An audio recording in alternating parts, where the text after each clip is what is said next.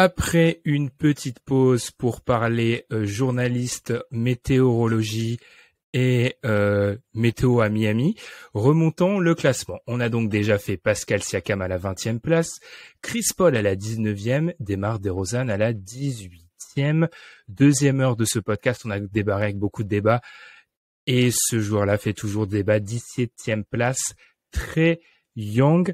Je me sens un peu moins seul cette année parce que Constant ne l'a pas non plus dans son classement. Gabin nous l'a mis 13e. Gabin dodeline de la tête de manière outrée, choquée. Gabin, Trae Young 13e. Et tu nous l'as dit avant d'enregistrer, je ne comprends pas qu'on ne puisse pas l'inclure. Alors, pourquoi? Qu'est-ce que tu ne comprends pas? C'est exactement ça. En fait, sa saison offensive, mais c'était un truc de malade. Il nous a sorti des cartons sur plusieurs équipes. C'est un des joueurs, franchement, si on prend juste un DH20 offensif, c'est-à-dire les meilleurs joueurs d'un seul côté du terrain, il est top 5, mais facile. Et de l'autre côté, alors, oui, c'est un gros handicap, mais comme je l'ai dit, moi, je valorise. J'ai eu beaucoup de difficultés justement à le classer pour ça, mais en fait, ce qu'il fait en attaque, il est beaucoup trop fort.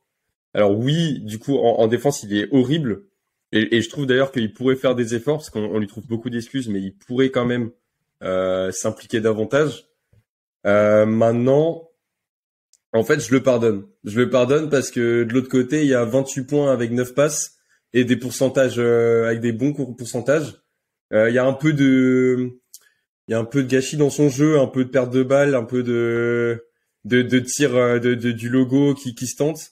Donc des fois il est chiant, mais c'est un joueur offensif formidable.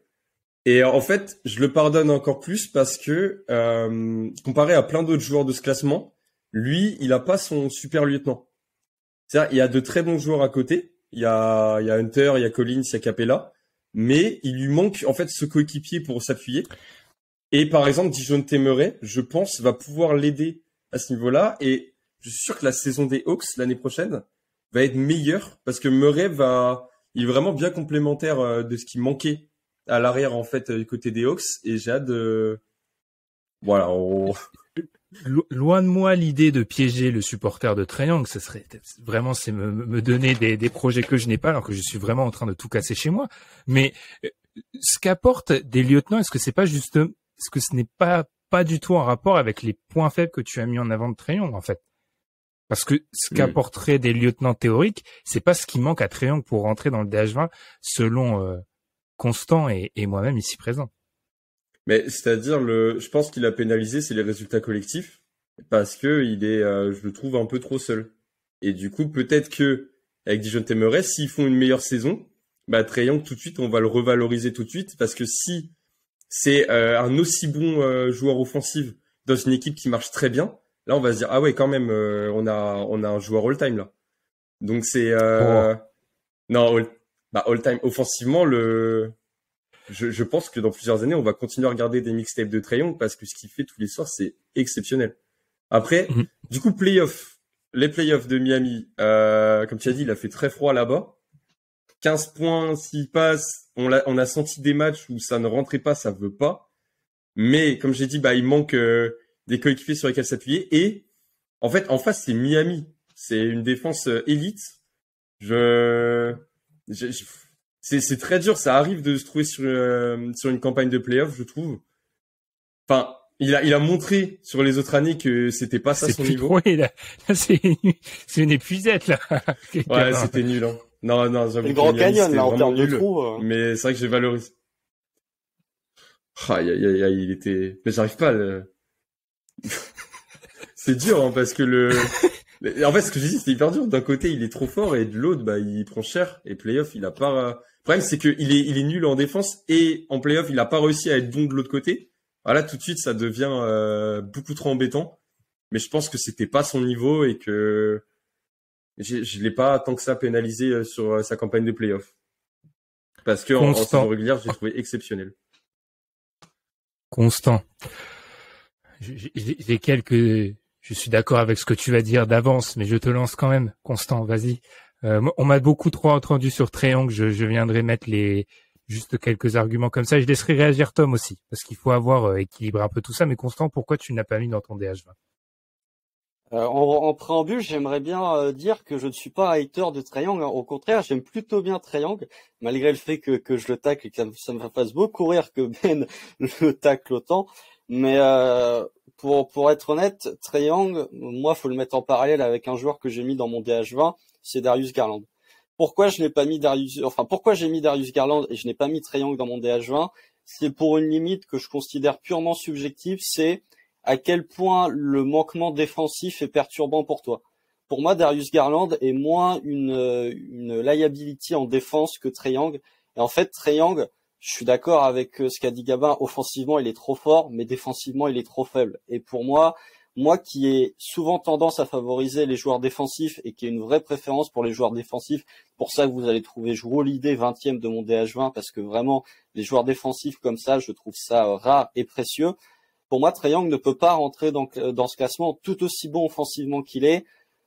Défensivement, il est trop faible, il est trop visé en play-off et ça s'est vu. Ça s'est vu face aux Bucks il y a 2 ans, mais face aux Heat, ça s'est encore plus vu. Et le problème, c'est que si Trae Young, enfin, il y a la vérité des play-offs, si Trae Young avait été excellent face aux Heat, je me serais dit pourquoi pas, offensivement. Mais le problème, c'est que offensivement, alors ok, il est tombé face à une grosse défense, mais il a aussi eu des manquements énormes offensivement face aux Heat. Donc, et même au niveau du comportement, tu peux dire que sur la fin de série, il n'était pas non plus super investi. Donc ouais, pour moi, c'est ma limite, c'est que défensivement, Trae Young est trop un poids pour son équipe pour que je l'inclue dans le DH20. Pour moi, il faut avoir tu vois, Trae Young, si tu reprends le système de notation de Ben, Trae Young en défense, il est quoi? Il est D+, ou limite, il est D-, quoi. Et je peux pas mettre un joueur aussi faible défensivement dans mon DH20. Tom, on va te demander d'équilibrer. Non, je vais parler parce qu'autrement, ça serait de mauvaise foi de terminer par Tom, parce que je veux pas mettre le coup de grâce. Moi, je pensais que Constant allait nous amener sur la défense, ce à quoi je souscris toujours. Et moi, je continue à dire, hein, pour moi, c'est un problème que je mets en avant avec Trae Young depuis sa draft. Pour moi, c'est athlétique, les problèmes. Parce que on va y revenir, des jeunes arrières qui défendent pas, il y en a la PLT en NBA. Il y en a un paquet. Mais je pense que Trae Young et le hit, ça s'est vu aussi dans la manière dont on parle beaucoup de la manière dont a été mis en difficulté Trae Young dans la série face au Heat. Il faut regarder les matchs. C'est en le mettant dans le trafic, en fait, que le Heat a fait payer Trae Young. C'est, on le met dans le trafic face à une équipe où il n'y a pas un joueur en dessous d'un 90 et le seul joueur un peu petit, c'est le gogo de Kyle Lowry. Eh bien, face à cette équipe-là, c'est difficile pour Trae Young, en fait. C'est beaucoup trop difficile de jouer dans le trafic. Et si je peux me permettre de parler offensivement, pour moi, la performance en playoff de la saison dernière, les playoffs derniers, donc pas 2022-2021 de Trae Young, on a oublié qu'il y a certaines choses sur le pull-up et pick and roll porteur de balle. On a déjà vu une baisse en termes de production parce que les angles de passe sont moins évidents, en fait. Les défenseurs prennent un pied. Les défenseurs, par rapport à la saison régulière, avancent plus. Et pour Trae Young, il y a 2 solutions. Soit des pull-ups plus difficiles, soit du pick and roll porteur de balle où les angles de passe sont plus compliqués. Pourquoi? Parce qu'il est petit. On nous dit souvent que c'est le premier argument et qu'il n'est pas très intelligent, celui de la taille. Regardez les top 10 du DH20. Il n'y a pas de petits joueurs. Il n'y en a pas un en dessous de 2 mètres. Parce que dans le playmaking, notamment, la taille aide. Donc, pour moi, Trae Young, tant que je n'aurai pas les gages en termes de défense en playoff, restera en dehors du DH20. Tom, je te laisse le mot de la fin sur Trae. Je trouve que tout ce que vous avez dit des deux côtés sont valides. Encore une fois, c'est la pondération. C'est-à-dire que, par exemple, Constant, tu dis bien que le côté de défense, ce serait un D-, mais à quel point tu vois la défense, c'est important sur le point d'attaque, enfin, pour ces joueurs-là, puisque comme le dit Ben, des arrières qui ont des rôles d'initiateurs, qui sont de bons initiateurs et qui défendent pas, en NBA, il y a légion. Par rapport à la comparaison avec Garland, moi je trouve que effectivement que l'écart entre Garland et Young, je trouve pas qu'il soit si énorme que ça. Même l'écart entre Garland, Trae Young et même Ja Morant, pour moi c'est pas si énorme que ça si on prend les trois. À la différence que t'en as 2 qui jouent avec des potentiels défenseurs de l'année et un autre qui joue avec des défenseurs juste honnêtes. Et je pense que ça fait la différence. Par rapport à Trae Young, je pense que quelque chose qui l'a fait monter dans le classement, c'est la valeur de la production et le fait que c'est un joueur qui présent et qui produit quand il est là pour son équipe. Et c'est une charge que d'autres joueurs qui sont moins forts n'ont pas à remplacer. Par exemple, Trae Young, c'est difficile de le remplacer par un joueur moyen dans son équipe.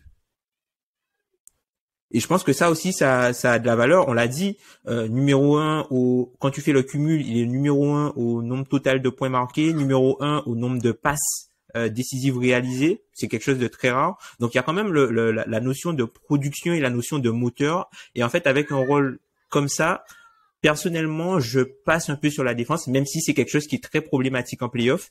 Et la raison pour laquelle moi j'ai un peu moins pénalisé les playoffs, c'est la notion de match-up et des échantillons. C'est-à-dire que les problématiques qu'il a rencontrées face à Miami, il aurait peut-être pas rencontré les mêmes face à Philly, il aurait peut-être pas rencontré les mêmes, par exemple, face aux Raptors ou des choses comme ça. Donc l'an dernier, il a été très mis en avant. Enfin, c'est-à-dire que pour moi, la réalité en fait de Trae Young, c'est entre ce qui s'est passé en 2021 et ce qui s'est passé en 2022. Elle est entre les deux. Si tu prends uniquement ce qui s'est passé en playoff l'an dernier, il y est pas. Si tu prends ce qui s'est passé en playoff en 2021, il est très haut. Et pour moi, la réalité entre les deux, c'est pour ça que je l'ai mis entre les deux. Je trouve qu'offensivement, on a tendance à sous prétexte qu'ils ont passé 3 tours, à surestimer en fait le parcours de 2020, mais 21. Mais c'est un avis totalement personnel.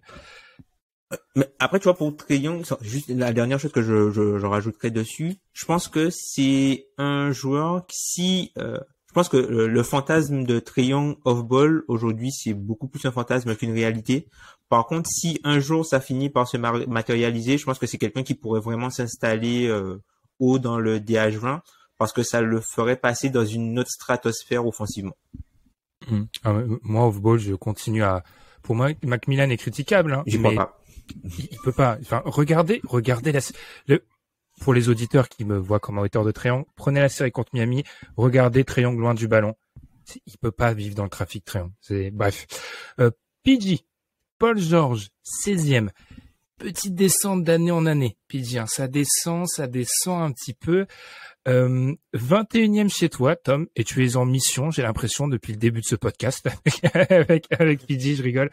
Et je l'ai conservé à la 13e place. C'était pas dans la trame, mais faut essayer de respecter l'équité comme dans un débat politique, c'est-à-dire pas du tout. Gabin, tu nous as conservé l'ami Paul George à la 15e place. Est-ce que alors on va se répéter, mais est-ce que d'abord c'est encore une fois cette idée de la présence du joueur et son niveau quand il est présent, et qu'est-ce que tu vois de Paul George quand il est présent? Super joueur. En fait, c'est ça, il joue très peu, mais quand il joue, il a loupé énormément de matchs pour les Clippers. Mais du coup, les Clippers, c'est une équipe que j'ai beaucoup regardé pendant toute la partie de saison, parce qu'en fait j'étais là-bas, donc j'ai eu la chance de voir plein de matchs des Clippers directement aux Staples. Et Paul George, c'est un joueur qui m'a toujours impressionné. J'ai eu la chance en fait d'être là-bas quand il jouait. La Crypto Arena. La Crypto Arena maintenant. Je refuse de. Ah, c'est horrible. Je suis arrivé à la bonne période, hein, parce que je suis parti pile au moment où il commençait à changer les logos au-dessus du stade. J'ai eu beaucoup de chance. Mais en fait, il faisait très peu de matchs, mais quand il était là, c'était un leader incontesté des deux côtés du terrain. C'est lui qui menait le tempo. J'ai trouvé d'ailleurs que chez les Clippers, ça manquait de playmaking quand il jouait pas, et que en fait, sans lui, le jeu était trop pauvre en attaque. Il fait tout. Et en fait, je pense, il a eu beaucoup d'absences, et je pense que son vrai niveau, c'est ce qu'il a montré en playoff l'année dernière, où il a fait un pic à 27 points de moyenne. Et je pense qu'en fait, l'année dernière où il jouait, c'était plus ça son vrai niveau, plutôt que cette année où il a eu beaucoup de problèmes, et malgré les problèmes, il est toujours revenu en forme et il a toujours été au rendez-vous lorsqu'il a joué. Donc maintenant, cette saison, je l'attends très fort, parce que là, il n'y a plus d'excuses s'il est en forme. Et j'ai très hâte de voir ce que ça peut donner. Maintenant que ça ne va plus être lui le leader de l'équipe, mais ça va être Kawhi, est-ce qu'il va quand même réussir à mener l'équipe comme il a fait cette année? Je ne sais pas. Tom, donc tu l'as classé 21e. On peut un peu revenir sur ça, parce que pendant très souvent dans nos DH20, Paul George était un peu montré comme le fantasme de la deuxième option parfaite. Est-ce que ça vole un peu en éclats pour toi, ça, Tom? Non, pour moi, il l'est toujours. il l'est toujours, sauf que je trouve qu'aujourd'hui, Paul George est un joueur plus théorique qu'il n'est un joueur deuxième option réelle. Alors, je pense que dans un contexte de playoff, c'est quelqu'un qui garde toujours énormément de valeur par rapport à l'attaque et par rapport, quand on reprend les rôles, ce serait plus le porteur de balle numéro 2, et en défense, ça serait un de tes top 3 défensifs à l'aile, donc c'est quand même un poste qui a énormément de valeur. Moi, la raison pour laquelle que je l'ai descendu autant, c'est parce que je voulais en parler et mettre la lumière sur une campagne qui pour moi a été décevante. L'an dernier, Paul George, il est un peu remonté tout simplement parce qu'il y avait eu les minutes sans Kawhi où il a porté les Clippers contre les Suns, qu'il avait fait remonter. Et cette année, moi, je voulais le revoir un peu dans ce rôle de premier initiateur. Donc la problématique, comme tu l'as dit Gabin, le nombre de minutes jouées, c'est quelqu'un qui a joué uniquement 20 minutes de plus que Damian Lillard. Damian Lillard n'a pas joué beaucoup la saison dernière. Donc je l'ai un peu on va pas dire que je l'ai pénalisé, mais j'ai privilégié des joueurs qui avaient joué plus, comme je le disais tout à l'heure. Quand tu prends par exemple DeMar DeRozan et Siakam, j'ai regardé là, ils ont joué presque 3 fois plus que lui de minutes. Quand tu prends la pré-liste des 30 joueurs, non seulement c'est le joueur qui a joué le moins, mais c'est aussi le joueur qui est le moins efficace. Quand tu prends le true shooting, quand tu prends les points par tir, il est 33e. Quand tu prends aussi les stats importantes pour les gros porteurs de balles la saison dernière, par exemple sur isolation, Paul George, pour les joueurs qui en font au moins 3 en moyenne, il a 0,83 points par possession en saison régulière. La seule personne qui est en dessous de lui qui en tente autant, c'est Brandon Ingram, qui a 0,75. Et quand tu prends le pick and roll porteur de balle, bah c'est pareil. Quand tu prends le pick and roll porteur de balle, il est à 0,83 et ça représente 35% de son jeu. Et la seule personne qui est en dessous de lui, c'est Bradley Beal. Donc du coup, j'ai un peu sanctionné l'absence de production dans un rôle plus grand, même si je trouve que son profil et son rôle ont toujours autant de valeur. C'est un joueur que j'estime beaucoup et je pense que dans un autre rôle, dans le rôle qui sera le sien normalement au retour de Kawhi Leonard, il sera très très bon. Mais j'ai été un peu déçu. Voilà, tout simplement, j'ai été un peu déçu. Je suis celui qui a Paul George le plus haut avant qu'on enchaîne. Gabin, lors de son classement, et j'imagine que ce sont les blessures qui ont fait payer ça. Pas Gabin, Constant. Ouh là là, ça commence à faire une heure. Là, on commence à entamer la période où mon cerveau commence à surchauffer. Alors, moi, je l'ai dans mon classement parce que, en fait, comme l'a dit Tom, la théorie est trop belle et défensivement, pour moi, il fait une vraie saison du côté de Los Angeles. Alors, encore une fois, l'échantillon est vraiment faible, trop faible. Et c'est un peu un coutumier du fait, hein, Paul George, des saisons, il démarre où on a l'impression que c'est un MVP et qu'il est plus MVP en février. On les a déjà vus un peu, une certaine du côté d'OKC, je m'en rappelle. Ça reste un joueur que je trouve qui a, notamment dans les 3 points corner, qui reste un assassin, qui est capable de jouer sur plusieurs positions. Et en fait, sa 13e position, il faut la comprendre comme un joueur que je descends en termes de niveau, mais qui profite du fait que les 10 premiers se sont éloignés, en fait. C'est-à-dire qu'il était plus proche des 10 premiers et du vrai groupe dont on va parler dans la deuxième partie il y a un an. Mais le fait, c'est que ce groupe-là s'est éloigné et que derrière, certes, ça a un peu poussé, mais pas au point de le sortir de la hiérarchie. Donc c'est pour ça que Paul George est encore là, mais je comprends, pour moi, c'est une saison décisive pour lui. Surtout, cette capacité à rester en bonne santé, cette capacité aussi à, sur séquence, comme l'a dit Tom, avec un usage qui était monstrueux dans les standards de Paul George la saison dernière, à pouvoir montrer ce qu'il avait un peu du côté d'OKC, limite plus dans sa fin de carrière aux Pacers, d'être sûr dans ma classification par séquence une première option. Voilà, alors qu'il y a beaucoup de bruit en dehors de chez moi. Constant, je vais te lancer sur Anthony Davis. On est 15e. On est sur le joueur. On vous avait demandé dans le classement des H20 de nous donner le joueur le plus difficile pour vous à classer. Anthony Davis est classé 2e. 14% d'entre vous ont estimé que c'était le joueur le plus difficile à classer. C'est un joueur qui était 5e ex aequo en 2020, sorti de la bulle, 10e en 2021, 15e cette année. On perd 5 places d'année en année. Est-ce que tu as vécu la même chose, Constant? Est-ce que c'est un joueur que tu as sorti de ton classement, mais est-ce que c'était vraiment un joueur difficile à classer? Pas un joueur difficile à classer puisque j'ai vu le nombre de matchs joués par Anthony Davis ces dernières saisons. J'ai fait bon, allez, next. Parce que vraiment, moi, franchement, quand j'ai fait mon classement, un de mes premiers arguments, c'est tout simple, mais c'est le nombre de matchs joués. Anthony Davis, il manque trop de matchs, un petit peu comme Paul George. Alors Paul George, même parfois, manque plus de matchs qu'Anthony Davis, notamment cette saison.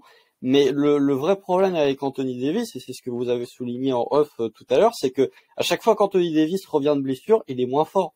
C'est le Anthony Davis de 2022 est le moins fort que le Anthony Davis de 2021, qui est moins fort que le Anthony Davis de 2020. Donc pour moi, oui, il baisse. Je pense que si j'avais pas pris ce critère blessure, je l'aurais quand même dans mon DH20 parce que ça reste Anthony Davis, mais je pense qu'il aurait été aux alentours de la 12e, 13e place, peut-être même moins que ça. Parce que Anthony Davis, il y a un vrai problème, c'est que autant les Lakers ne peuvent pas jouer sans lui, c'est-à-dire que défensivement, il apporte trop de choses et les Lakers ont besoin de l'apport défensif d'Anthony Davis. Autant je trouve que on a un espèce de souvenir de la bulle d'Anthony Davis où il avait un taux de réussite qui était anormal à 3 points et depuis ça le sert de réputation par rapport à son niveau réel. Parce que si on regarde le niveau d'Anthony Davis de 2022, est-ce que vraiment il fait toujours partie du top 10 de la NBA ou même du top 12 ? Je suis pas convaincu. Donc je suis pas forcément celui qui a le plus de choses à dire sur Davis parce que voilà, moi dès que j'ai vu le nombre de matchs joués, je me suis pas trop intéressé à son cas. J'ai peu maté les Lakers pour être honnête cette saison, mais Davis pour moi il y a pas mal de classements où en fait on garde un souvenir de lui du passé sans vraiment constater son niveau réel, sans même parler des blessures en fait. Par rapport à Anthony Davis, et on va aller du côté de Gabin, moi je rajouterais que c'est la même logique que Paul George. Il descend peu en place, mais il s'éloigne énormément des 10 premiers en fait. C'est-à-dire il est vraiment très loin d'eux. Et rappelons par rapport à Anthony Davis qui a eu une saison où il a joué 76% des possessions au poste 5. Gabin, tu l'as conservé dans ton classement. Pourquoi ? Après, je l'ai conservé, il est 18e, donc il est quand même bien bas. Et en fait, c'est très simple, j'ai décidé de tacler tous les joueurs que j'ai pu voir en vrai et qui m'ont coûté de l'argent et qui n'ont pas été bons. Donc, si vous trouvez que votre vie, que vous amusez trop dans votre vie, allez revoir le deuxième match de la saison des Lakers contre les Suns, c'est cadeau. Je pense que vous pouvez le trouver pour pas cher. Moi, je l'ai eu à 250 €, donc je peux vous dire que ça pique. C'est le fameux match où Davis et Dwight se battent sur le banc. D'ailleurs, tout le monde dans le groupe m'a envoyé des messages comme si j'étais envoyé spécial. Qu'est-ce qui se passe Bon, blague à part. Moi, finalement, il est pas si dur à classer, je trouve. Parce que ce que j'ai vu cette saison, je l'ai mis 18e. Et pour moi, tous les joueurs que j'ai mis devant ont un niveau de jeu bien meilleur quand ils sont présents. C'est-à-dire que Anthony Davis, dès qu'il revient de blessure, il est moins fort. Et on a eu une saison 2020 magnifique où il finit champion et au tout début des playoffs, on se demande qui va être final MVP entre LeBron et lui, tellement les deux sont monstrueux. Maintenant, ce qu'il devait se passer à la base, c'est que LeBron, avec son âge, allait tranquillement perdre son niveau pendant que Davis devait prendre le relais et ça devait être Davis qui devait porter les Lakers tout seul. Là, cette saison, on a tous taclé Westbrook dans tous les sens. Pour moi, le principal responsable, c'est lui, parce qu'il n'est jamais là, et quand il revient, ce n'est pas fou. Voilà, maintenant, il y a aussi la construction d'équipe, il y a plein d'autres problèmes.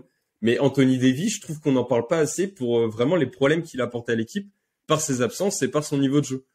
Ça fait 2 saisons. En fait, les absences, quand, à la limite... quand par exemple il est blessé et il fait une mauvaise saison parce que ses blessures, je veux bien, ça fait 2 saisons d'affilée. Parce que sinon j'aurais pu regarder la saison dernière comme je l'ai fait avec Paul George, où les playoffs 2021 ont été exceptionnels. Je me suis dit ok, Paul George, son vrai niveau, c'est plus ce qu'on a vu en 2021. Là, ça fait 2 saisons, quand même 2 saisons d'affilée, que Davis n'est plus au top. Et à la base, il devait être dans la conversation pour être, enfin déjà, il devait être le meilleur joueur des Lakers, je pense, à l'heure actuelle. Il devait faire partie de la discussion des meilleurs pivots. Là, la discussion avec Jokic et Embiid, il en est très loin maintenant. Voilà. Tom, on connaît ton avis sur AD, un joueur que tu apprécies. Je pense que ça te meurtrit. Je pense vraiment, Tom, j'avoue que il y a des petits éléments quand je reçois le classement et le classement pour chaque personne, hein, ça m'intéresse. Et Tom avec AD, c'était quelque chose que je voulais surveiller. Tu l'as finalement mis 19e, Tom. Qu'est-ce que tu as à dire sur son cas? Bah en fait, le truc avec Anthony Davis, encore une fois, il est dans le même tiers.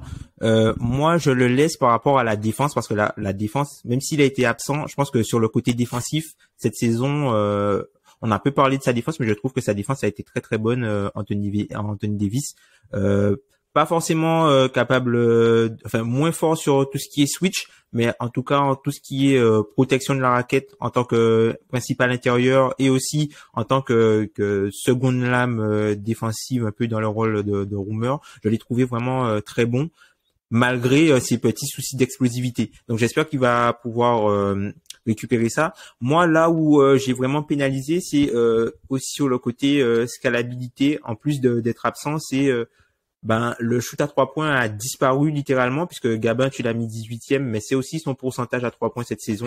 Donc c'est un peu non mais c'est c'est difficile.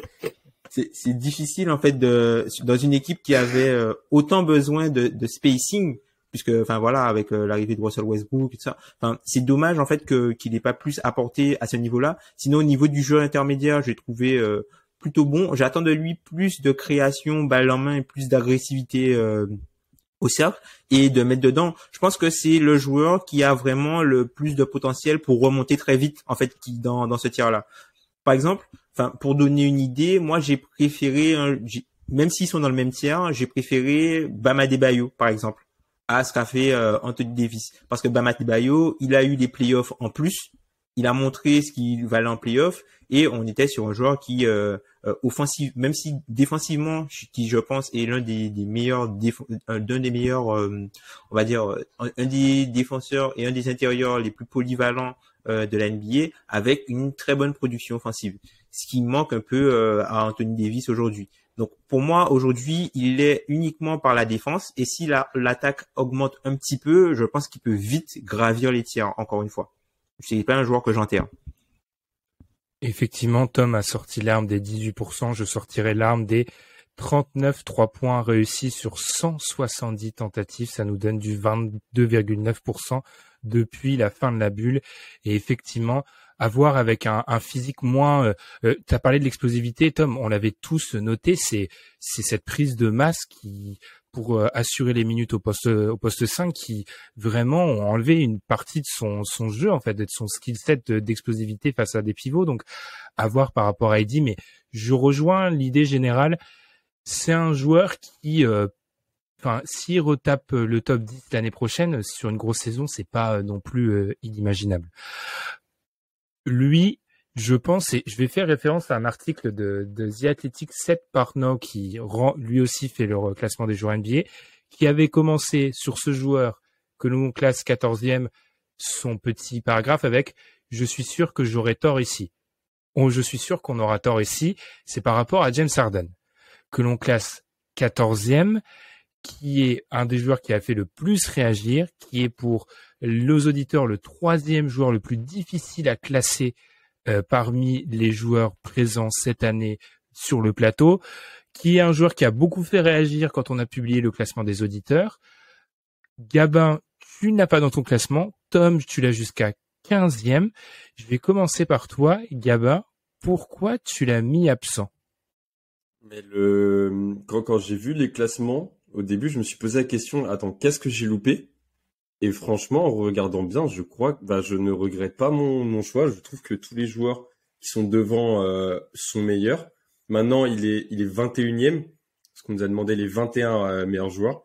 Je l'ai mis 21e, donc c'est quand même juste aux portes.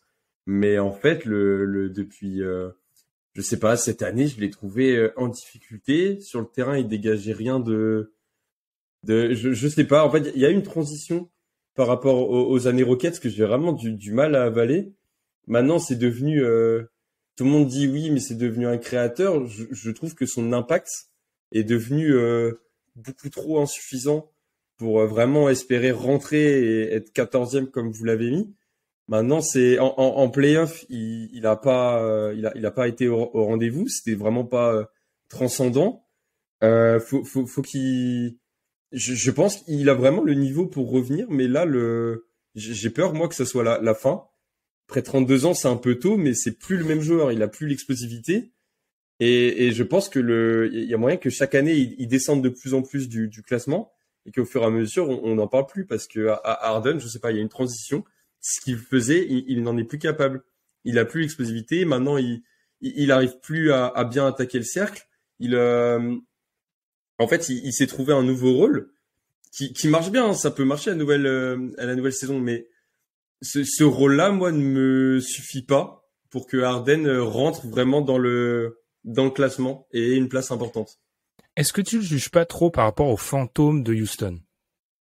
Peut-être, mais c'est aussi justement, on peut se dire que s'il avait fait ça avant, son vrai niveau, enfin, il va retrouver peut-être ce niveau et en fait, si par exemple on prend que des gens qui n'ont jamais entendu la NBA et on leur montre les lignes de stats de tout le monde et des matchs de tous les joueurs de la NBA, est-ce que vraiment James Harden, sans se dire qu'avant c'était un MVP et c'était un joueur incroyable à Houston, est-ce que vraiment les gens qui ne le connaissent pas du tout le mettraient top 20 NBA s'ils avaient vu que cette saison?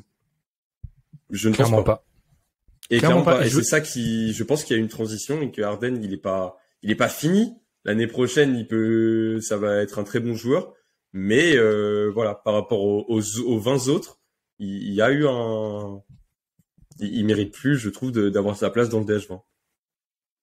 Je vais aller vers toi, Tom. Si j'avais fait ce petit mot trait d'humour sur le début de la séquence Harden, c'est que je serais très étonné qu'il soit là la saison prochaine. Soit il remontera au port du top 10, soit il sortira complètement. Tu l'as gardé à la 15e place, Tom. Pourquoi? Je l'ai gardé à la 15e place parce que la valeur à l'initiation est trop forte. On parle d'un joueur qui a plus de 30% d'usage et qui est à plus de 1,20 points par tir tenté. Donc c'est quelque chose qui est assez exceptionnel. Alors je dirais trois choses en fait pour Harden. La première, c'est sa capacité à être à son pic. C'est quelque chose qui a beaucoup baissé. C'est-à-dire que le pic de James Harden est plus bas que le pic de James Harden d'il y a un an. La fréquence à laquelle il atteint son pic est aussi beaucoup moins fréquente. Donc elle a aussi baissé sa fréquence.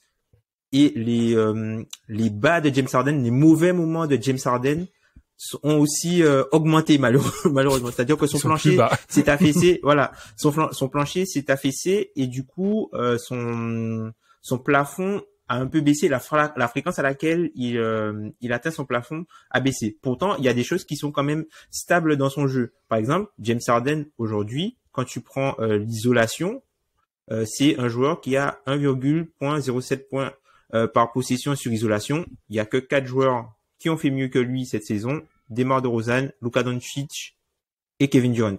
C'est tout. Pour ce volume alors avec un gros volume, hein, c'est puisque c'est 35% des actions qu'il joue. Sur le pick and roll, Bollinger, là aussi, il est très haut. Que ce soit à Hornets et que ce soit aussi à Philly. Après, je pense qu'on peut lui reprocher quand même le self-tank, c'est-à-dire par exemple le match à Sacramento où il décide qu'il veut être transféré, donc il fait des non-matchs complets. Et on peut aussi le truc avec Harden, c'est que c'est un joueur qui est efficace statistiquement parce qu'il arrive toujours à aller sur la ligne, mais que visuellement il fait pas des actions de fou.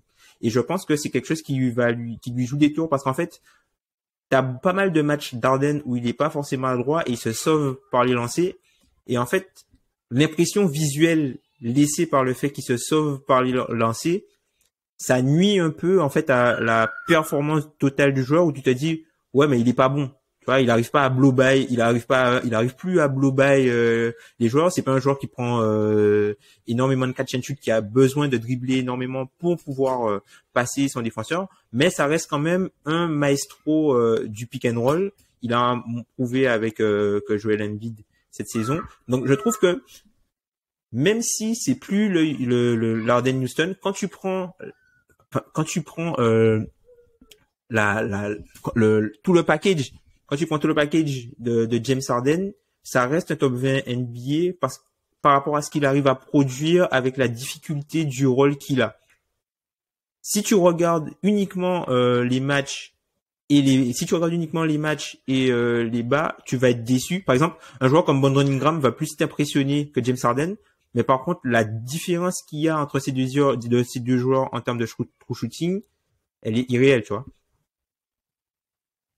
avoir aussi, par exemple, dans tout ce qui est package de highlight, etc., le Harden de 2022 n'apparaît plus, en fait, par rapport au style de jeu qu'il a. Mais effectivement, moi, c'est globalement la même idée qu'Autom, c'est-à-dire que je pense qu'on vit beaucoup sur le fantôme du joueur de Houston et qu'on a du mal à accepter cette nouvelle réalité. Constant par rapport à Harden. Et puis après, je te lancerai parce qu'il y a ma grande interrogation, mais James Harden, tu l'as conservé. Alors, c'est dans ton 1, 2, 3, 4, quatrième tiers, mais tu l'as conservé. Pourquoi?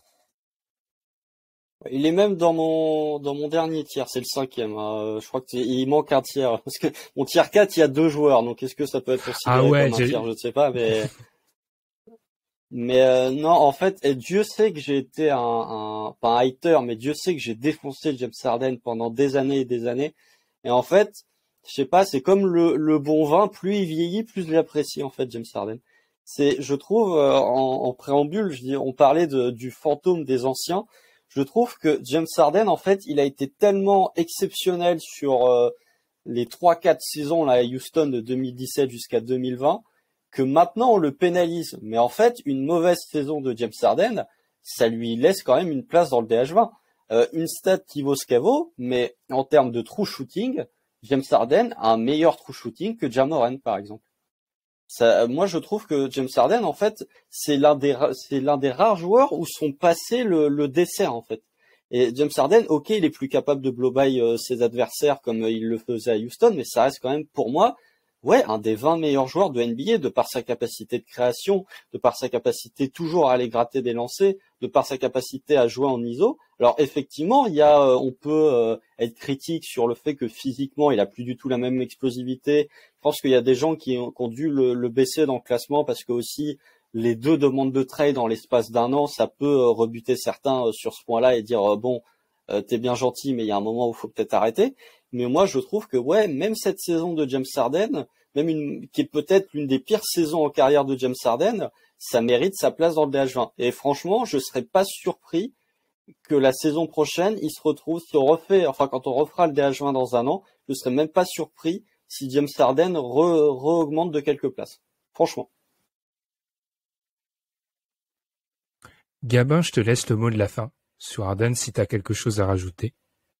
Moi, je pense vraiment que cette version-là de Harden n'est pas top 20, quoi. C'est même s'il parle l'année dernière ou l'année encore d'avant. Est-ce que c'est le scoring que tu... Ouais, c'est ça. Non, mais c'est le scoring et le nouveau rôle, maintenant c'est un initiateur, un très bon initiateur, mais ça suffit pas. Il y a beaucoup de joueurs qui font des choses similaires et ce qui fait, moi, je trouve vraiment pas ça assez impressionnant pour que ça soit DH20. Après, Donc c'est l'aspect visuel, du coup. Ouais, peut-être aussi. Hein. Parce que j'ai jamais été... Là, en regardant les matchs, je suis pas forcément impressionné par ce qu'il donne. Et moi, contrairement à Constant, je suis prêt à dire que l'année prochaine, je pense pas qu'il sera... Ou ne pas faire de production comme ça sur les DH20. Ou jamais. Ok. Non, parce qu'il y a Scotty Barnes qui va prendre un spot déjà. Donc Harden, faut réussir à le placer après, quoi. Il y a Shai Gilgeous-Alexander surcoté depuis très longtemps. Ouais, voilà, 2 déjà. Non, mais le Harden, en tout cas, j'espère que de le voir meilleur cette saison. Maintenant que après ça joue en sa défaveur parce qu'il faut changer d'équipe, faut se réadapter à de nouveaux systèmes à chaque fois. Donc j'ai peut-être été dur parce que finalement c'est Doc Rivers, il y a pas de système. Voilà, déjà et c'est très compliqué après c'est lui qui l'a demandé, mais c'est très compliqué d'arriver dans un nouvel endroit et de tout de suite s'adapter et de rentrer en pleine saison. Il l'a fait 2 fois. Donc maintenant cet été, après c'est vrai qu'il a un camp d'entraînement complet. On va voir ce que donnent les Sixers. Moi je suis curieux mais je suis assez pessimiste. Eh bien, on va continuer. Petit rappel du classement alors que je remonte péniblement les 14 pages du Google document.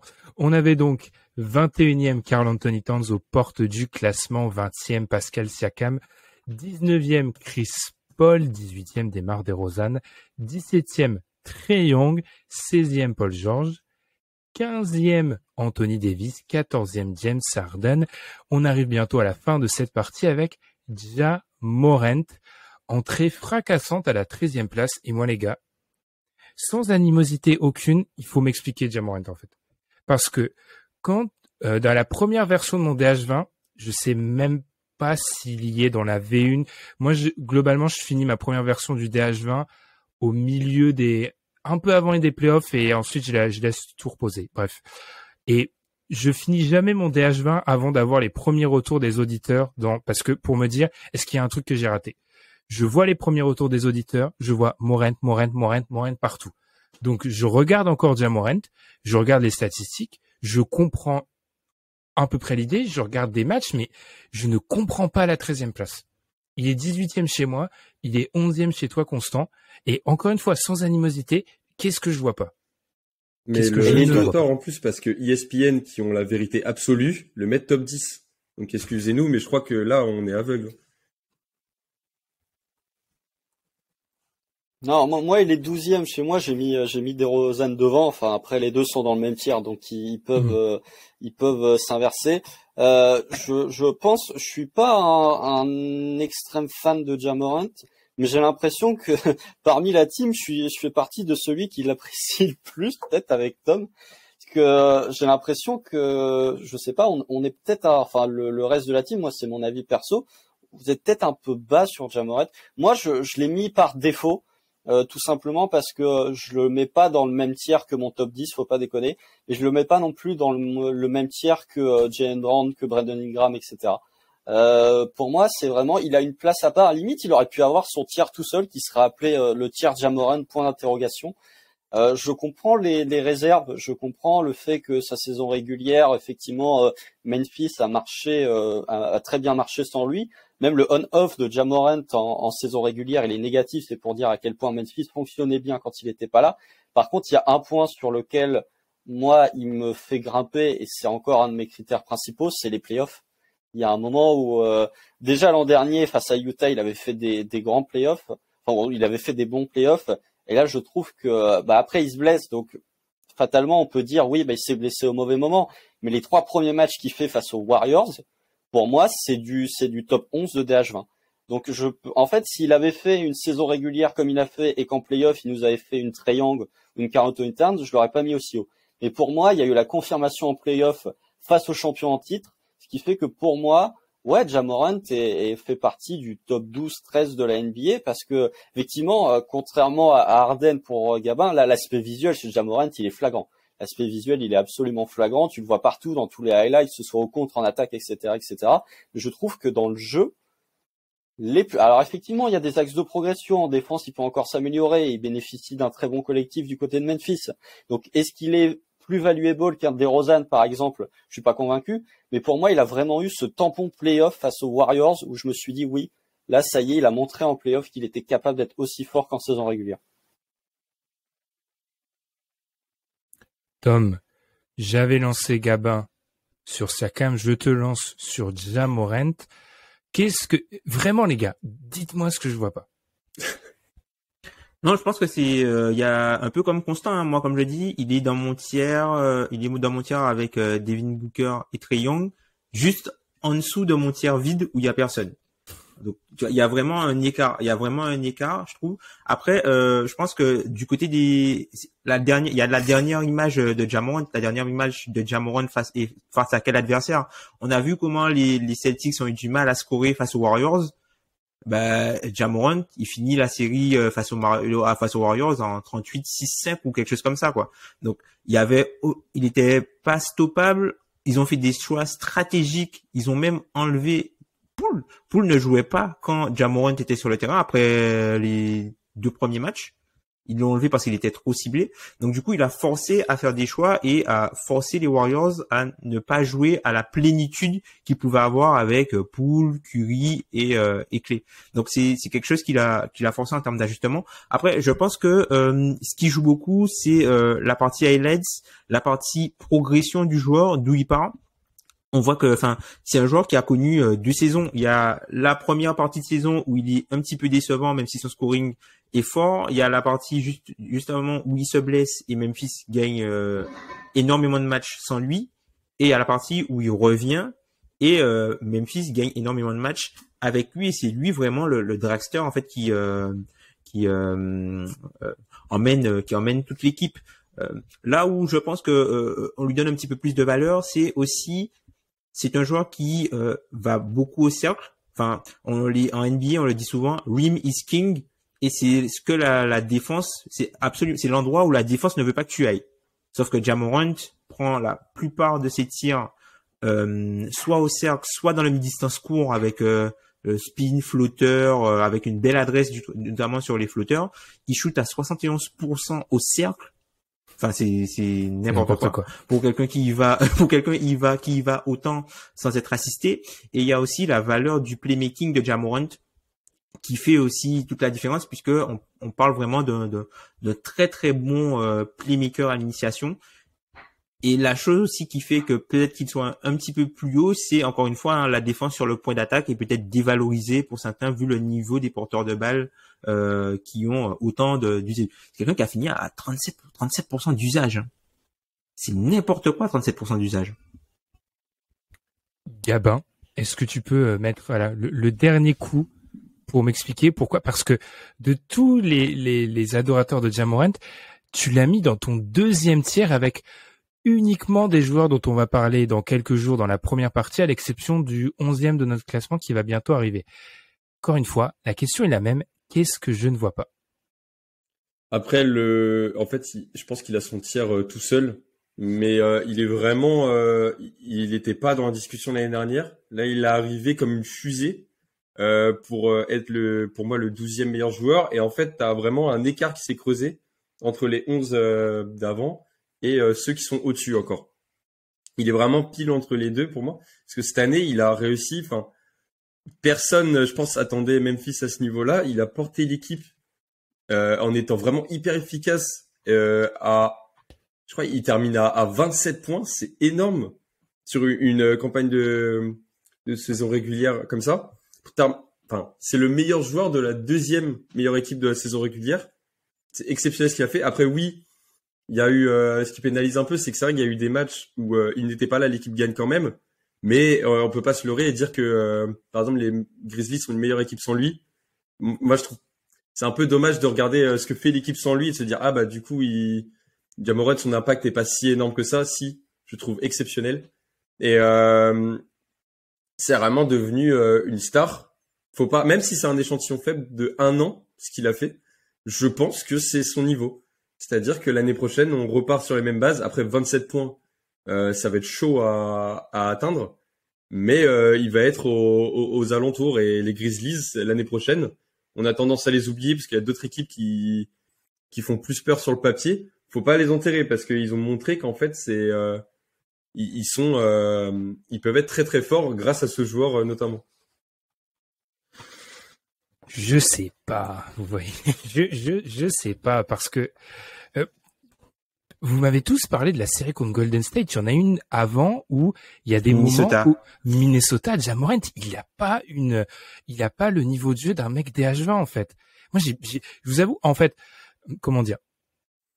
Je vais commencer à défendre Trae Young, c'est incroyable. Je peux pas d'un côté, parce que Trae Young ça s'inscrit dans une autre saison, mais on peut pas d'un côté défoncer Trae Young pour 4 matchs contre 5 contre Miami où il est pas très bon et Ja Morant le mettre. Alors oui, sur les 3 matchs contre Golden State, il est DH15, il est inhumain. Mais la série contre Minnesota, il y a des moments difficiles au shoot. J'ai du mal avec son manque de capacité sur le pull-up. Et dans la série contre Minnesota, il y a des séquences défensives qui sont ignobles pour un joueur qui prétend au DH20 en fait. Donc je comprends en fait. Maintenant je comprends, c'est le niveau, le pic est irréel en fait. Je comprends en fait. Le pic est tellement irréel contre les futurs champions que ça justifie à l'intérieur d'une saison régulière où ses stats globalement sont folles et on en avait parlé Tom par message avant de commencer, mais ses stats au cercle sont dingues. Mais j'avoue que j'attends d'avoir tort, mais j'avoue toujours que je trouve ça un chouïa haut. On va peut-être enchaîner par Damian Lillard parce que notre détonateur en chef, Constant, n'a pas mis Damian Lillard dans son classement. Alors, est-ce encore une fois les blessures? Je pense que oui. Globalement, si on imagine Damian Lillard sans blessure, où est-ce que tu le classes, Constant? Alors, Déjà, je tiens à dire que c'est pas parce que je suis fan du Thunder que j'ai jarté Lillard de mon DH20. Ça n'a aucun rapport, hein, avant que les fans des Blazers viennent me tomber dessus. Non, en fait, le cas Damian Lillard, c'est peut-être lui le joueur que j'ai eu le plus de mal à classer. Parce qu'en fait, je me suis retrouvé face à un espèce de paradoxe, c'est que si tu prends la saison de Damian Lillard, bon, le peu de matchs qu'il a joué, franchement, c'est une saison indigne de Damian Lillard. 40% au tir, 32% à 3 points. La défense, c'est même pas que c'était de la défense à ce niveau-là, il en avait plus rien à foutre. Donc je me suis retrouvé dans une situation où je me suis dit, qu'est-ce que je fais? Est-ce que je considère que Damian Lillard a fait une mauvaise saison et je suis obligé de le pénaliser dans mon DH20 parce que je suis désolé, Damian Lillard n'a pas un passe droit. C'est pas parce que il a fait des playoffs magnifiques face à Denver il y a un an que je ne dois pas le faire descendre de spot parce que sa saison est dégueulasse. Donc je me suis dit, qu'est-ce que je fais? Est-ce que je le mets 15-16 parce qu'il a fait une mauvaise saison, ou bien est-ce que je profite du fait qu'il se soit blessé pour l'exclure du classement et en disant, j'utilise ma carte de joker qui est la carte blessure et d'ici l'année prochaine, quand il sera revenu, je le remettrai dans le DH20 en disant, ah, il a joué une saison complète. C'est vers ce cas-là que je suis parti. Malgré tout, si j'avais dû intégrer Damian Lillard dans mon classement, je l'aurais pas mis dans mon top 10, je l'aurais pas mis dans mes 3 premiers tiers, parce que j'estime que Lillard n'a peut-être plus le niveau pour figurer dans les 3 premiers tiers. Alors après, je peux me tromper, mes trois premiers tiers, c'est mon top 10. Après, je peux me tromper, mais je trouve que, en fait, la saison de Lillard, on peut avoir un bénéfice du doute, mais pour moi, elle est bizarre quand même. Elle dénote de quelque chose. Alors le contexte de Portland n'était pas forcément idéal, mais pour moi cette saison, tu peux pas te dire juste il a fait une mauvaise saison. Pour moi, il y a plus que ça. Et du coup, j'attends de voir ce que fera Lillard la saison prochaine avec un roster qui sera beaucoup plus compétitif que cette saison. Mais ouais, je l'ai exclu pour les blessures, mais il aurait pas été 12e dans mon DH20. Ça c'est sûr. Il aurait été plus bas.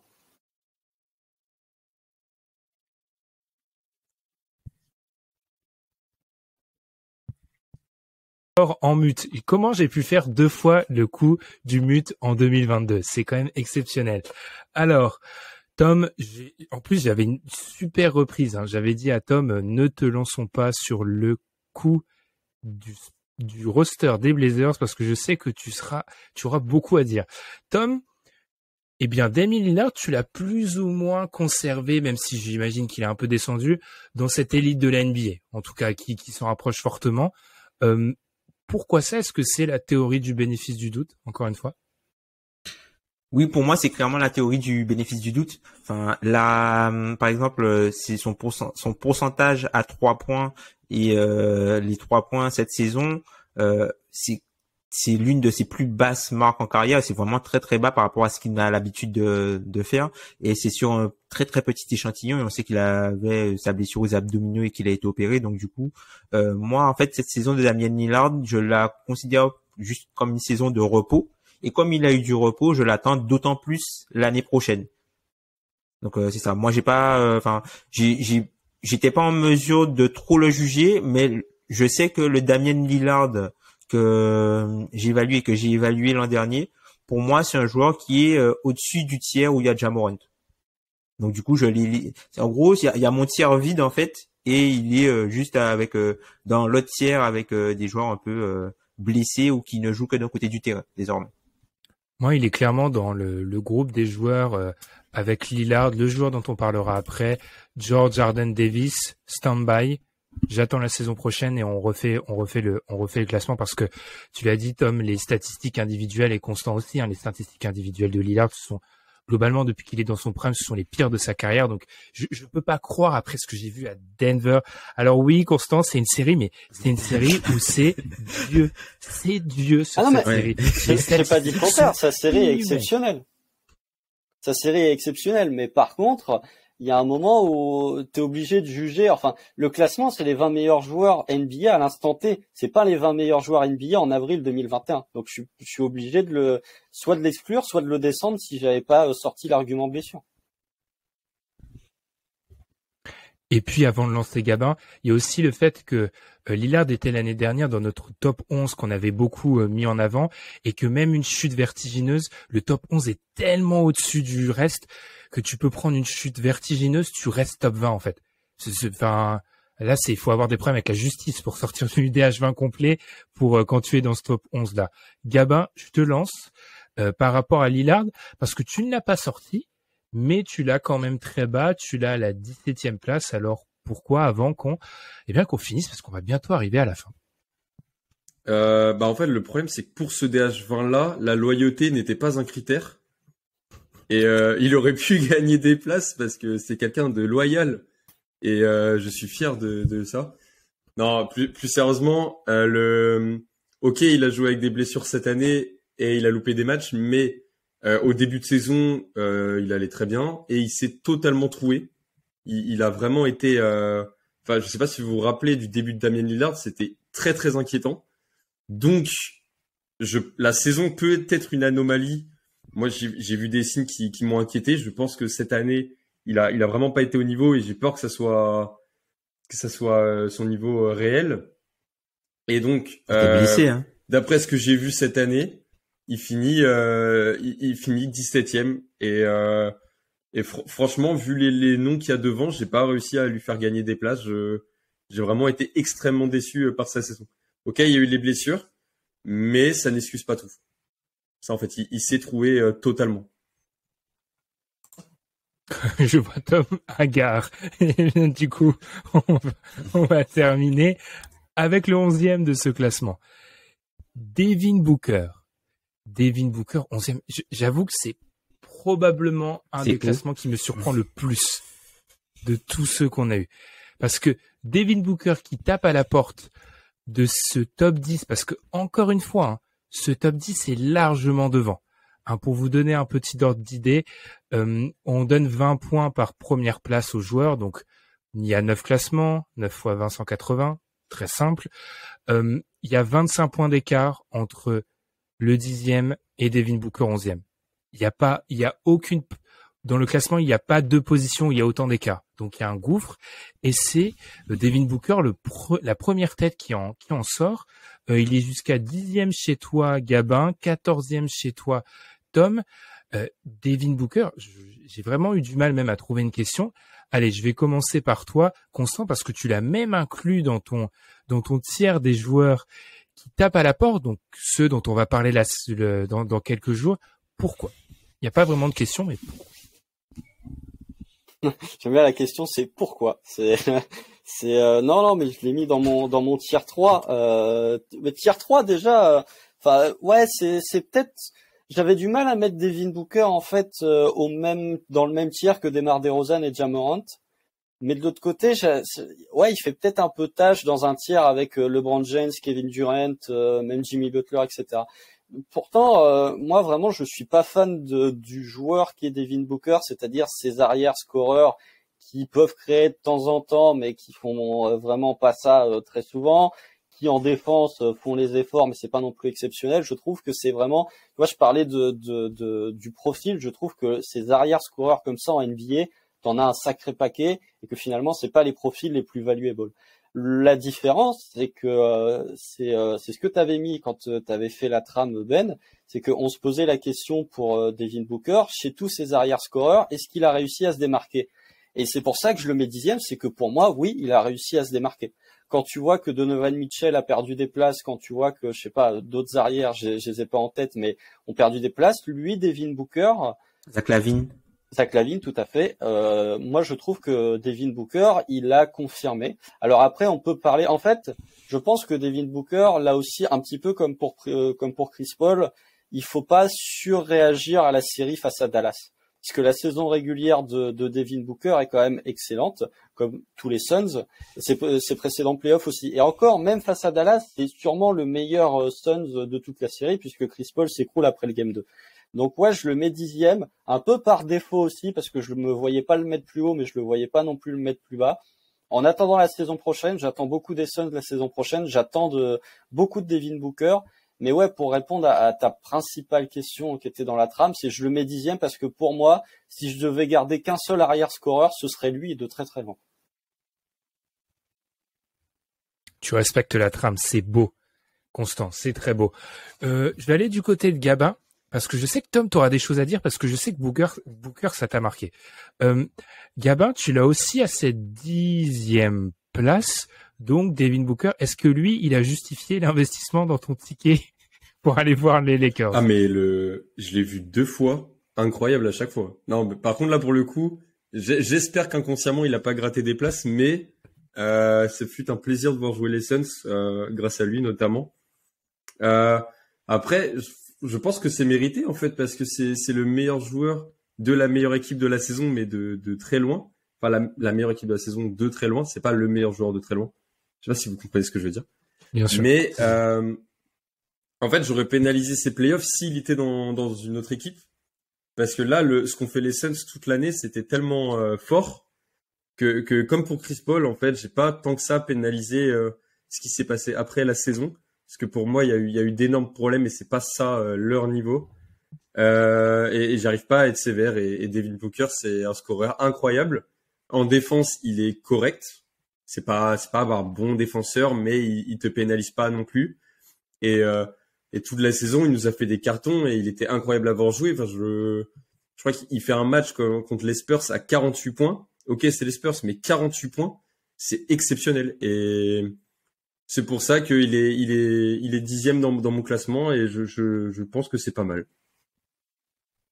Tom, Devin Booker, qui est pas un joueur très apprécié par Analytics Twitter, généralement. Tom, t'as classé Devin Booker. Là, je vois des noms partout. Là, la fatigue commence 15e. Du coup. Ouais, en fait, il est dans le même tiers. Je te laisse. Non, mais vas-y. Il est dans, en gros, celui qui vient conclure ton DH20 et qui s'étend un peu en dehors. Je te laisse enchaîner sur Booker. Pourquoi tu l'as un peu en dessous de Gabin et Constant? Moi je l'ai 13e du coup dans le tiers avec Ja Morant et Trae Young cette année. Alors moi j'ai beaucoup valorisé le fait qu'il soit présent sur le terrain cette saison, à la différence que par exemple pour les deux autres, il a moins ce côté diffusion en fait sur les autres. C'est plus je vais tuer mon match-up et forcer l'équipe à réagir parce que je tue mon match-up que je vais manipuler la défense pour donner le meilleur shoot à celui qui est le mieux placé pour le prendre.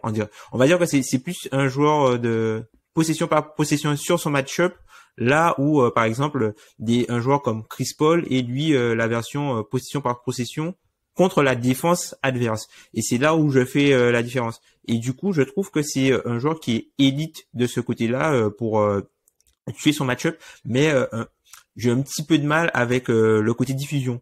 Je salue le fait qu'il ait beaucoup progressé en défense, notamment sur la navigation à travers les écrans. Et c'est quelque chose que il avait tendance un peu comme Michael Porter Jr. à beaucoup mourir sur les écrans non porteurs. Là, c'est quelqu'un qui est beaucoup plus attentif, beaucoup plus investi en défense. Et moi, je trouve que je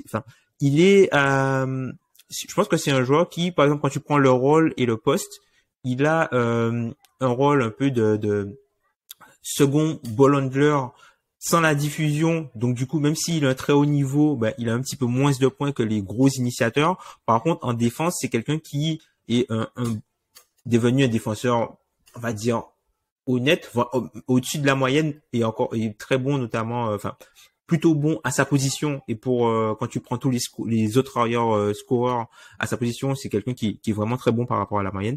Donc c'est la raison pour laquelle je l'ai là. Et puis quelque chose qui m'avait interpellé en fait avec lui, c'est que comme pour Ja Morant, c'est le joueur dont on va parler aujourd'hui qui avait le plus de positions différentes dans les classements. C'est-à-dire que Devin Booker sur un classement de 20, de 20 positions, si on compte pas les moments où il n'est pas mentionné, même s'il est dans 95% des bulletins, il a eu 14 places différentes. Ja Morant aussi, il a eu 17 places différentes sur 20. Donc on voit que c'est un joueur qui je vais pas dire qui polarise, mais on a vraiment on le place vraiment à des curseurs très différents dans la hiérarchie de la NBA en fonction de ce qu'on valorise globalement chez les joueurs. Après, on respecte nos votants, mais est-ce qu'on donne beaucoup de crédit à la personne qui a mis Ja Morant deuxième meilleur joueur NBA? Je ne sais pas. Bref, chacun. Ou Drew Holiday premier. Ou Drew Holiday premier. Hein, Ah, ça, c'était moi, ça, j'ai bref. fait un deuxième bulletin. Alors,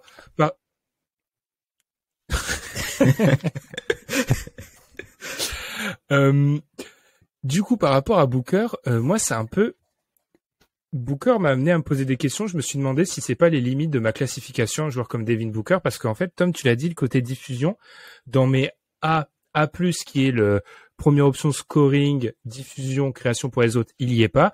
Et alors, je vais peut-être choquer, mais moi, j'ai du mal à voir Devin Booker en première option scoring d'une équipe. Alors, on va dire qu'il est passé à 2 matchs de le faire, mais première option scoring d'une équipe qui va au titre, pour moi, c'est une première option dépendante, en fait. Comme j'avais mis ça dans ma classification, c'est un A-. C'est-à-dire qu'il peut être première option offensive d'une équipe qui va au titre, mais il est totalement dépendant de ce qui se passe autour, en fait. Et ce qui se passe autour, c'est Chris Paul, par exemple. Si je prends un exemple, c'est qu'en fait, je pense qu'au niveau diffusion, pour les autres, il apporte pas assez, il a besoin d'un très gros créateur pour les autres à côté de lui. Donc, je pense qu'il est dépendant de son environnement. Et quand je regarde les joueurs que j'ai mis au-dessus de lui, ce sont tous des A, ou alors défensivement, il y en a qui sont sur des planètes que ne touche pas Devin Booker. Donc en fait, il faut qu'il y ait une progression dans son jeu. Je pense pas que cette progression, et c'est pour ça que je me suis posé des questions vis-à-vis de Devin Booker, parce que c'est un scoreur incroyable. C'est Adrien qui l'avait dit dans le précédent DH20. Et aussi cette question de la manière dont il score parfois, pas dans le vide, mais il va mettre des gros cartons qui ont peu d'impact, comme on l'a vu dans les finales NBA face aux Bucks. Donc ma question pour Devin Booker, c'est plutôt pour que il s'inscrive dans les mêmes contours que ce qu'a pu mettre en Gabin et Constant. Il faut qu'il ait une autre arme à son arc. Je pense pas qu'il puisse devenir un bien meilleur défenseur, donc il va falloir qu'il diffuse un peu plus encore. Parce que arriver à ce stade de Ou qu'il soit plus adroit. ou qu'il soit Lillardesque en termes d'adresse, en fait. Il y a un moment où c'est trop haut pour que tu sois un très très très très bon scoreur, mais que t'aies pas la diffusion, que tu aies des meilleurs scores que toi en NBA et que tu n'aies pas la défense, en fait. Il faut quelque chose d'autre pour monter dans mon DH20. Eh ben, c'est terminé. Et après plus de 2 heures, c'est terminé. Je suis exténué, je ne sais pas vous, les gars. Allez, petit tour de table. Constant, qu'est-ce que tu en as pensé? Ça fait quoi d'enregistrer une première partie d'un DH20? Ah bah, ça permet de défoncer les Nets et d'en rajouter une couche sur les Lakers, donc c'est toujours très agréable. Mais non, blague à part, sinon le seul point que je veux garder, c'est et on en a parlé un petit peu dans tout le début, tu vois, pour revenir un petit peu sur le jump de certains joueurs. Ça montre que la NBA est dans une période de transition entre la nouvelle et l'ancienne garde, et que du coup, tu as certains joueurs qui d'un coup se retrouvent à gagner des places parce que finalement l'ordre établi depuis quelques années est en train de sérieusement tanguer. Donc ça va être peut-être même encore plus vrai avec le top 10. Mais ouais, je trouve que la NBA est en pleine mutation, et du coup, nos DH20 sont en pleine mutation d'une année sur l'autre.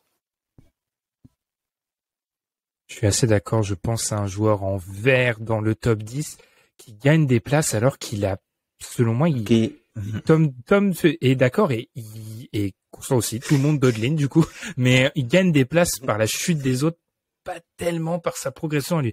Gabin, premier DH20, qu'est-ce que t'en as pensé? C'était dur, mais je suis très content du résultat. C'était hyper sympa de parler avec vous. Et en plus, ça montre que, en fait, ça sert à rien de nous insulter sur Twitter parce que on pourra Mais jamais ça être va être d'accord fait en fait, quand en même, fonction de nos critères. Gabin. Mais ça va être fait Ça quand va même. tacler quand même. Ça va tacler. J'adore James Harden. Voilà. Non, et sinon, en fait, ce qui est encore plus dur, c'est de penser à tous les joueurs que j'ai dû laisser aux portes et que j'aurais bien aimé rentrer. Et donc on attend de voir l'année prochaine. Et je pense aussi à faire un DH20, tu te rends compte qu'il y a des joueurs que tu as envie de revoir jouer. Donc Kawhi Leonard, Zion Williamson, Jamal Murray, revenez s'il vous plaît. Et pour l'instant, l'année prochaine, il n'y a pas tant que ça de... J'ai l'impression que tous les joueurs qui devront être dans les environs des 30 meilleurs joueurs, ils sont en forme. Donc peut-être que le DH20 de l'année prochaine va être... on n'aura pas tous ces soucis de blessures, j'espère. Donc à voir, mais faut que ces gars-là reviennent. En tout cas, ça fait beaucoup trop longtemps pour Zion et Kawhi. Il faut qu'ils reviennent. Jamal aussi. C'est ce qu'on se dit tous les ans, Gabin. Le truc des blessures, tous les ans, on espère que J'espère, hein, mais... C'est pour ça, moi, j'ai passé une bonne première partie de mon DH20 à me dire, bon, il faut que je commence à fixer des critères blessures parce que tous les ans, j'aurai des blessures. Tom, tu es rodé. Tu connais le DH20 comme ta poche. Alors, cette année, qu'est-ce que tu en retiens sur cette première partie? Le fait que c'est important d'assumer ses biais. Après, nous, on a la chance du coup d'avoir la plateforme pour pouvoir défendre nos classements. C'est pas juste des noms sur des papiers. On peut arriver avec des arguments pour expliquer pourquoi on a fait tel choix et pourquoi on n'a pas fait d'autres choix, ce que certains auditeurs ou enfin la majorité des auditeurs n'ont pas.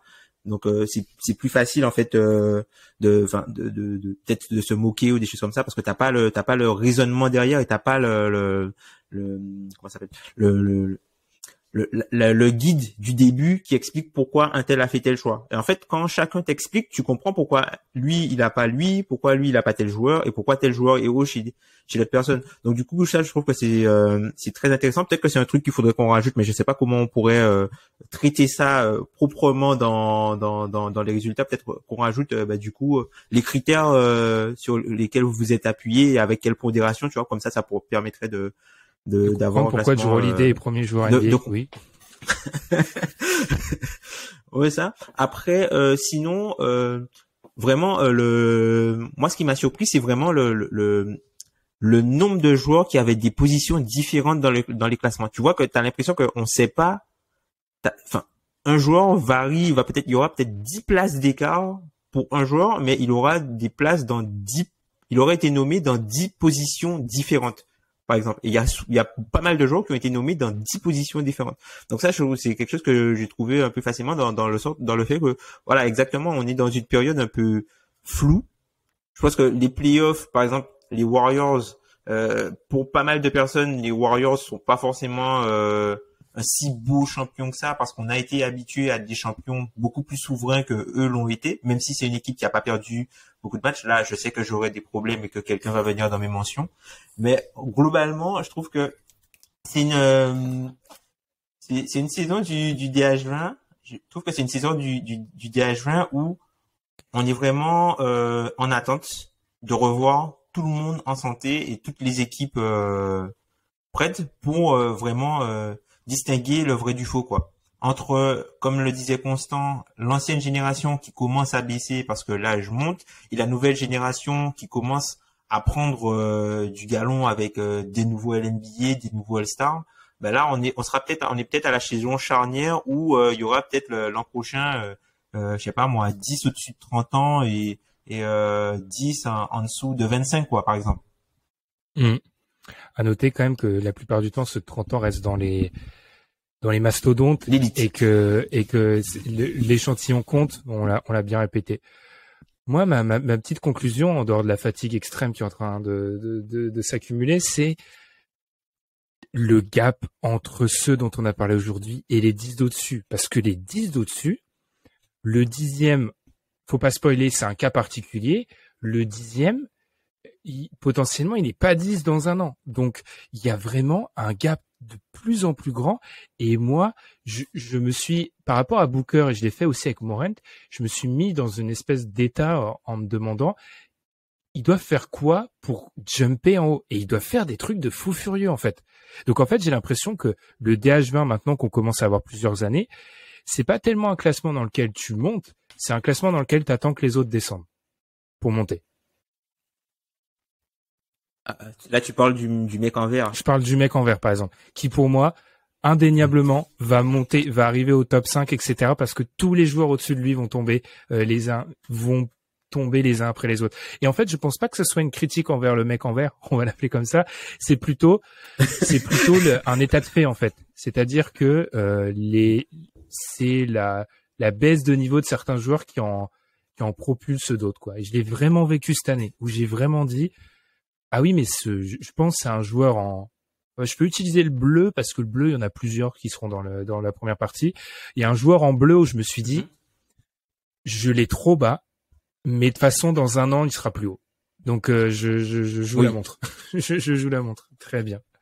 Eh bien, du coup, on va terminer là-dessus. Constant, Gabin, Tom, merci infiniment. Merci à ceux, je ne sais pas, certains l'ont peut-être fait, qui nous ont écoutés d'une traite. Et félicitations à vous.